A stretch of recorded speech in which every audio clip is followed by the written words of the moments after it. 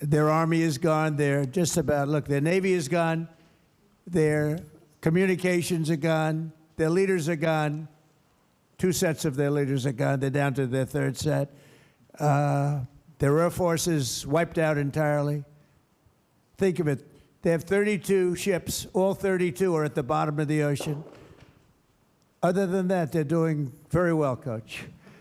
Very well. We're doing, our military is doing phenomenally.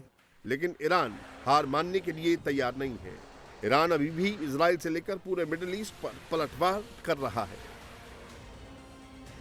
Iran की तरफ से मिसाइलों की बौछार में पहले के मुकाबले कमी जरूर आई है, लेकिन उसके ड्रोन अमेरिकी बेस पर अभी भी आग बरसा रहे हैं।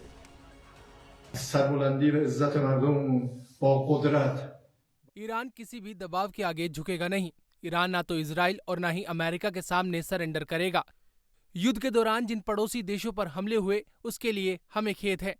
ईरान अब किसी भी पड़ोसी देश पर हमला नहीं करेगा, लेकिन अगर किसी पड़ोसी देश की जमीन का इस्तेमाल ईरान पर हमला करने के लिए किया गया तो ईरान जवाबी कार्रवाई करने से पीछे नहीं हटेगा।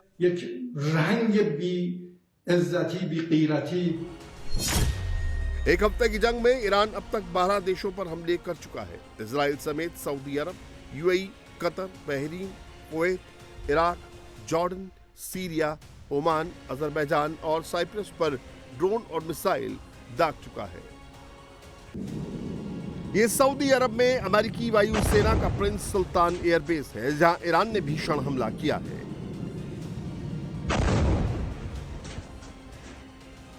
ईरानी मिसाइलें इराक के अमेरिकी बेस पर भी तबाही मचा रही हैं।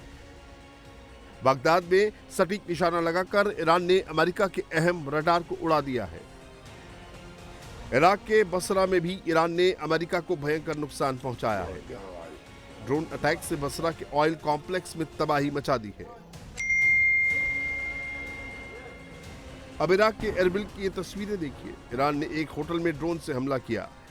बताया जा रहा है कि इस होटल में अमेरिका के सैनिक ठहरे थे। सटीक जानकारी के साथ ईरान ने यहां अटैक किया। ईरान ने इराकी कुर्दिस्तान के एक बड़े सर्विलांस सेंटर को भी ड्रोन अटैक से तहस नहस कर दिया है। सर्विलांस सेंटर CIA का था। अब कुवैत के अल सालेम एयरबेस की तस्वीरें देखिए। ईरान की मिसाइलें कुवैत के अमेरिकी एयरबेस पर सटीक जगह गिरी और भयंकर तबाही मचाई।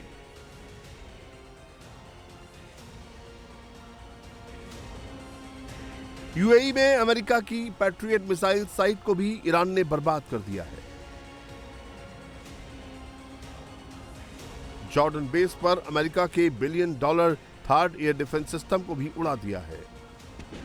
ईरान यहां तक दावा कर रहा है कि उसकी मिसाइलों के डर से अमेरिका का जंगी बेड़ा USS इब्राहिम लिंकन पीछे हटने को मजबूर हो गया है।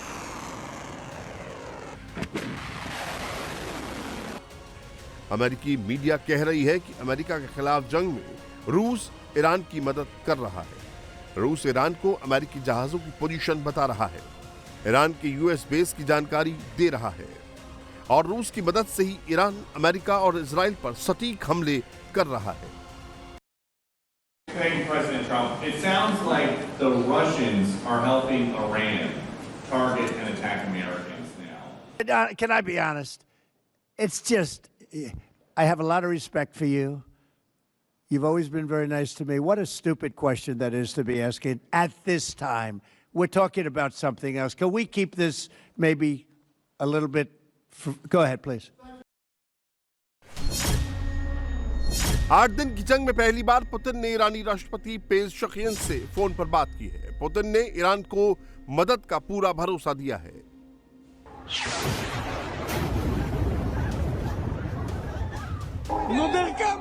यानी अब रूस ईरान के साथ खुलकर साथ आ गया है।